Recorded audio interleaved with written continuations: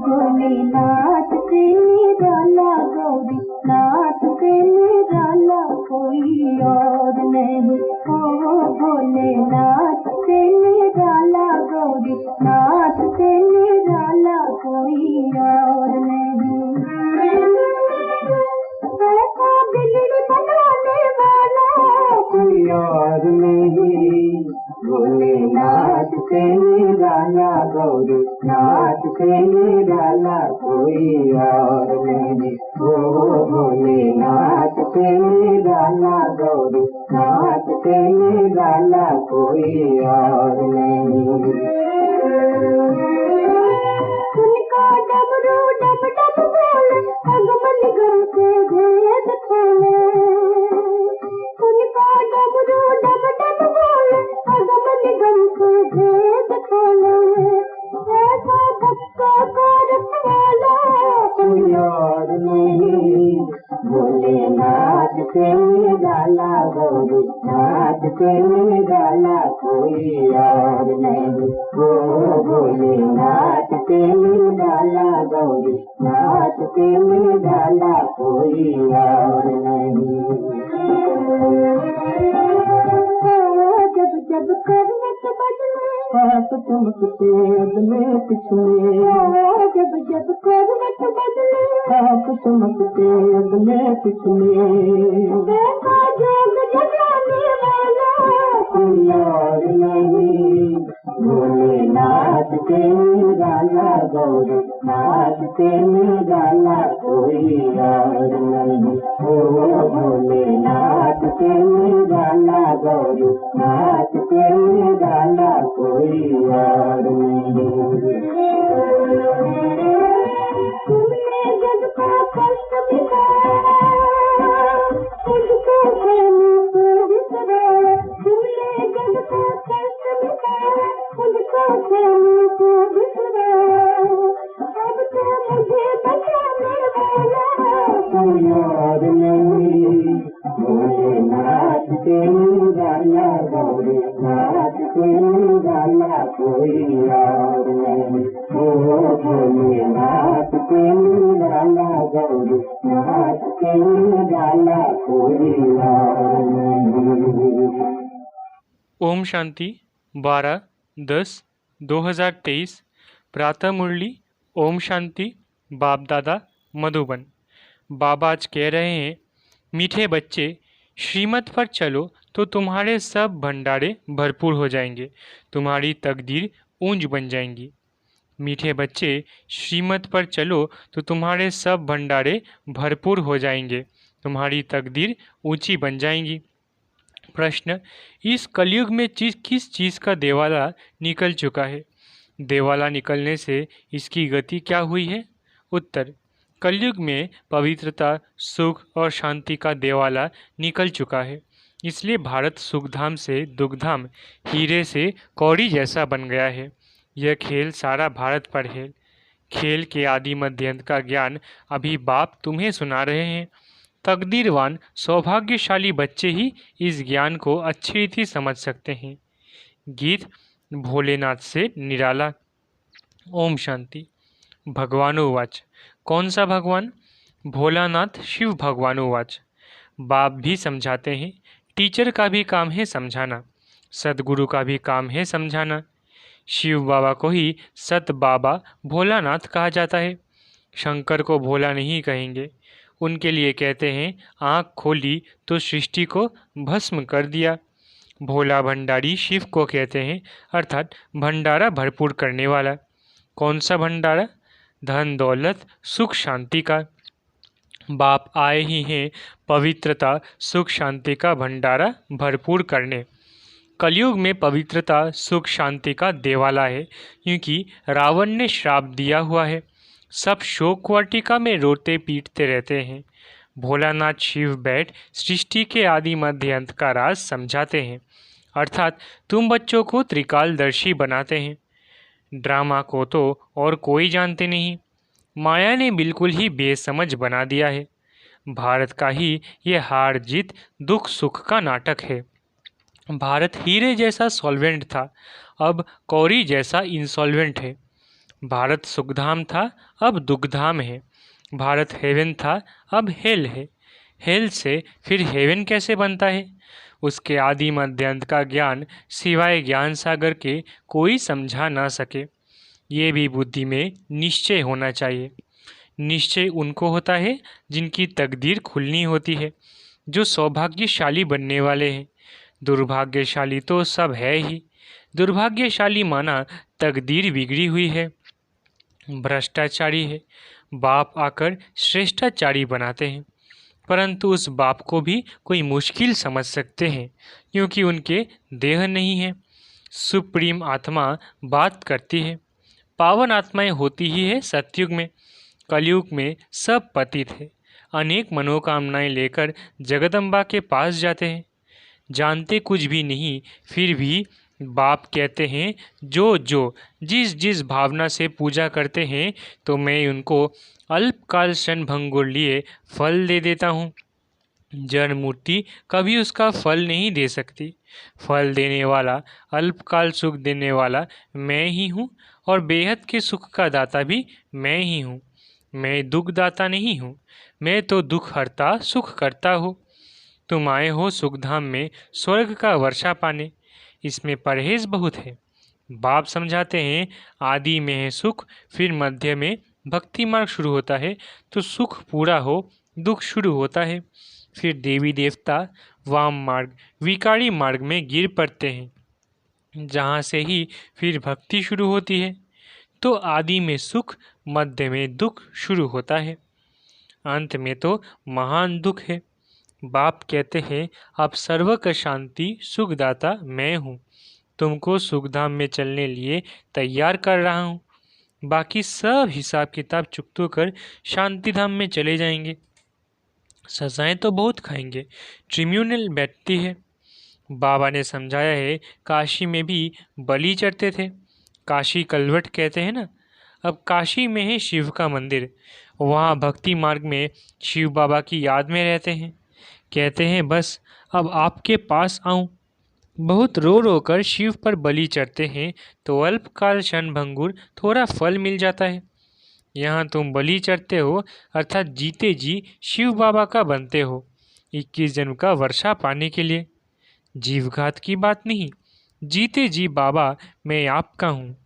वह तो शिव पर बलि चढ़ते हैं, मर जाते हैं, समझते हैं हम शिव बाबा का बन जाऊंगा, परंतु बनते नहीं हैं। यहाँ तो जीते जी बाप का बने, गोद में आए, फिर बाप की मत पर चलना पड़े, तभी श्रेष्ठ देवता बन सकते हैं। तुम अब बन रहे हो, कल्प कल्प तुम यह पुरुषार्थ करते आए हो। यह कोई नई बात नहीं। दुनिया पुरानी होती है, फिर ज़रूर नई चाहिए ना। भारत नया सुखधाम था, अब पुराना दुखधाम है। मनुष्य इतने पत्थर बुद्धि है जो ये नहीं समझते कि सृष्टि एक ही है, वो सिर्फ नई और पुरानी होती है। माया ने बुद्धि को ताला लगाए बिल्कुल ही तुच्छ बुद्धि बना दिया है। इसलिए ऑक्यूपेशन जानने बिगर ही देवताओं की पूजा करते रहते हैं। इसको ब्लाइंड फेथ कहा जाता है। देवियों की पूजा में करोड़ों रुपया खर्च करते हैं, उनकी पूजा कर फिर खिला पिला कर फिर समुद्र में डुबो देते हैं। तो ये गुड़ियों की पूजा हुई ना, इससे क्या फ़ायदा? कितना धूमधाम से मनाते हैं, खर्चा करते, हफ्ता बाद जैसे शमशान में दफन करते हैं, वैसे ये फिर सागर में डुबो देते हैं। भगवानोवाच ये आसुरी संप्रदाय का राज्य है, मैं तुमको दैवी संप्रदाय बनाता हूँ। कोई को निश्चय बैठना बड़ा कठिन है, क्योंकि साकार में नहीं देखते हैं। आगा खां साकार में था तो उनके कितने फॉलोअर्स थे, उनको सोने हीरो में वजन करते थे। इतनी महिमा कोई बादशाह की भी नहीं होती। तो बाप समझाते हैं इसको अंधश्रद्धा कहा जाता है, क्योंकि स्थायी सुख तो नहीं है ना। बहुत गंदे भी होते हैं, बड़े बड़े आदमियों से बड़े पाप होते हैं। बाप कहते हैं मैं गरीब निवाज हूँ, गरीबों से इतने पाप नहीं होंगे। इस समय सब पाप आत्माएं हैं। अभी तुमको बेहद का बाप मिला है, फिर भी घड़ी घड़ी उनको भूल जाते हो। अरे तुम आत्मा हो ना, आत्मा को भी कभी कोई ने देखा नहीं है। समझते हैं स्टार मिसल भ्रकुटी के बीच रहती है। जब आत्मा निकल जाती है तो शरीर खल्लास हो जाता है। आत्मा स्टार मिसल है तो ज़रूर मुझ आत्मा का बाप भी हमारे जैसा होगा, परंतु वो सुख का सागर, शांति का सागर है। निराकार वर्षा कैसे देंगे? ज़रूर भ्रकुटी के बीच आकर बैठेंगे। आत्मा अब ज्ञान धारण कर दुर्गति से सद्गति में जाती है।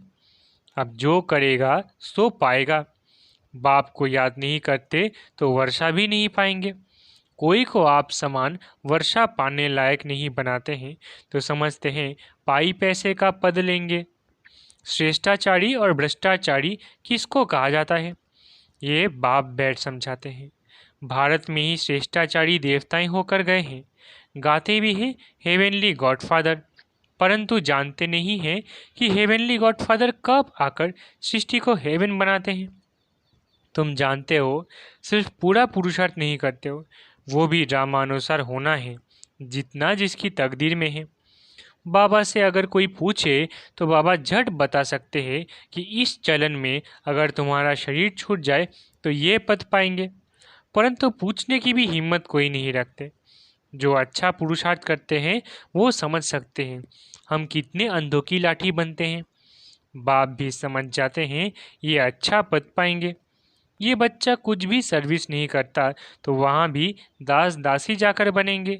झाड़ू आदि लगाने वाले, श्री कृष्ण की पालना करने वाले, महारानी का श्रृंगार करने वाले दास दासियाँ भी होते हैं ना। वो है पावन राजाएं, ये है पतित राजाएं। तो पतित राजाएं पावन राजाओं के मंदिर बनाकर उन्हों की पूजा करते हैं। जानते कुछ भी नहीं बिरला मंदिर कितना बड़ा है, कितने लक्ष्मी नारायण के मंदिर बनाते हैं, परंतु जानते नहीं कि लक्ष्मी नारायण कौन है, फिर उनको कितना फायदा मिलेगा। अल्पकाल का सुख। जगदम्बा के पास जाते हैं, ये थोड़ी ही जानते हैं कि ये जगदम्बा ही लक्ष्मी बनती है। इस समय तुम जगदम्बा से विश्व की सब मनोकामनाएं पूरी कर रहे हो, विश्व का राज्य ले रहे हो। जगत अम्बा तुमको पढ़ा रही है, वही फिर लक्ष्मी बनती है, जिससे फिर वर्ष वर्ष भीख मांगते हैं। कितना फर्क है। लक्ष्मी से हर वर्ष पैसे की भीख मांगते हैं। लक्ष्मी को ऐसे नहीं कहेंगे हमको बच्चा चाहिए या बीमारी दूर करो, नहीं, लक्ष्मी से सिर्फ धन मांगते हैं। नाम ही है लक्ष्मी पूजन। जगदम्बा से तो बहुत कुछ मांगते हैं, वो सब कामनाएं पूरी करने वाली है। अभी तुमको जगदम्बा से मिलता है स्वर्ग की बादशाही। लक्ष्मी से हर वर्ष कुछ न कुछ धन का फल मिलता है, तब तो हर वर्ष पूजा करते हैं। समझते हैं धन देने वाली है, धन से फिर पाप करते रहते, धन प्राप्ति के लिए भी पाप करते हैं। अभी तुम बच्चों को मिलते हैं अविनाशी ज्ञान रत्न, जिससे तुम माला माल बन जाएंगे। जगदम्बा से स्वर्ग की राजाई मिलती है, वहाँ पाप होता नहीं। कितनी समझ की बातें हैं। कोई तो अच्छी रीति समझते हैं, कोई तो कुछ समझते नहीं है, क्योंकि तकदीर में नहीं है। श्रीमत पर नहीं चलते तो श्रेष्ठ थोड़ी ही बनेंगे, फिर पथ भ्रष्ट हो जाता है। सारी राजधानी स्थापन हो रही है, ये समझना है। गॉडफादर हेवनली किंगडम स्थापन कर रहे हैं, फिर भारत हेवन बन जाएगा। इसको कहा जाता है कल्याणकारी युग। ये है बहुत से बहुत 100 वर्ष का युग, और सभी युग 1250 वर्ष के हैं। अजमेर में वैकुंठ का मॉडल है, दिखलाते हैं स्वर्ग कैसे होता है। स्वर्ग तो ज़रूर यहाँ ही होगा ना। थोड़ा भी सुना तो स्वर्ग में आएंगे, परंतु पढ़ेंगे नहीं तो जैसे भील है। प्रजा भी नंबरवार होती है ना, परंतु वहाँ गरीब साहूकार सुख सबको रहता है। यहाँ तो दुख ही दुख है। भारत सतयुग में सुखधाम था, कलयुग में दुखधाम है। ये वर्ल्ड की हिस्ट्री ज्योग्राफी रिपीट होनी है। गॉड एक है, वर्ल्ड भी एक है। नई वर्ल्ड में पहले है भारत, अभी भारत पुराना है जिसको फिर नया बनना है। यह वर्ल्ड की हिस्ट्री ज्योग्राफी ऐसे रिपीट होती रहती है, और कोई इन बातों को नहीं जानते। सब तो एक जैसे नहीं होते। मर्तबे तो वहाँ भी रहेंगे। वहाँ सिपाही लोग होते नहीं, क्योंकि वहाँ डर होता नहीं। यहाँ तो डर है, इसलिए सिपाही आदि रखते हैं। भारत में टुकड़े टुकड़े कर दिए हैं। सत्युग में पार्टीशन होता नहीं। लक्ष्मी नारायण का एक ही राज्य चलता है। पाप कोई होता नहीं। बाप कहते हैं, बच्चे मेरे से सदा सुख का वर्षा लो, मेरी मत पर चलकर। सदगति का मार्ग एक ही बाप दिखाते हैं। ये है शिव शक्ति सेना, जो भारत को स्वर्ग बनाती है। ये तन मन धन सभी सेवा में लगाते हैं। उस बापूजी ने क्रिश्चियन को भगाया, ये भी ड्रामा में था, परंतु उनसे कोई सुख नहीं हुआ। ये मिलेगा, ये होगा, मिलना है सिर्फ बाप से, बाकी ये तो सब खत्म हो जाएगा। कहते हैं बर्थ कंट्रोल करो, उसके लिए माथा मारते रहते हैं, होगा कुछ भी नहीं।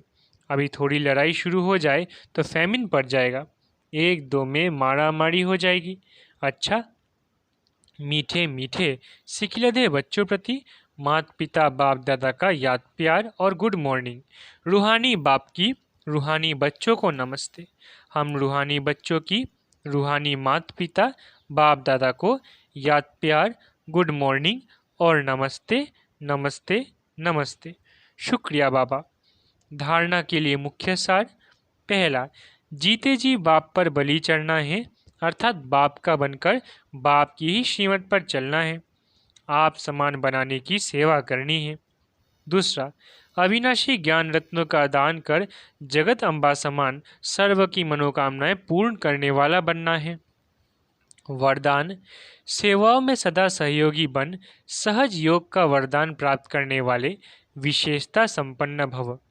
वरदान, सेवाओं में सदा सहयोगी बन सहज योग का वरदान प्राप्त करने वाले विशेषता संपन्न भव। ब्राह्मण जीवन विशेषता संपन्न जीवन है। ब्राह्मण बनना अर्थात सहज योगी भव का वरदान प्राप्त करना, यही सबसे पहला जन्म का वरदान है। इस वरदान को बुद्धि में सदा याद रखना, ये है वरदान को जीवन में लाना। वरदान को कायम रखने की सहज विधि है सर्व आत्माओं के प्रति वरदान को सेवा में लगाना। सेवा में सहयोगी बनना ही सहज योगी बनना है। तो इस वरदान को स्मृति में रख विशेषता संपन्न बनो। स्लोगन, अपने मस्तक की मणि द्वारा स्वयं का स्वरूप और श्रेष्ठ मंजिल का साक्षात्कार कराना ही लाइट हाउस बनना है। स्लोगन, अपने मस्तक की मणि द्वारा स्वयं का स्वरूप और श्रेष्ठ मंजिल का साक्षात्कार कराना ही लाइट हाउस बनना है। अच्छा, ओम शांति। शुक्रिया बाबा।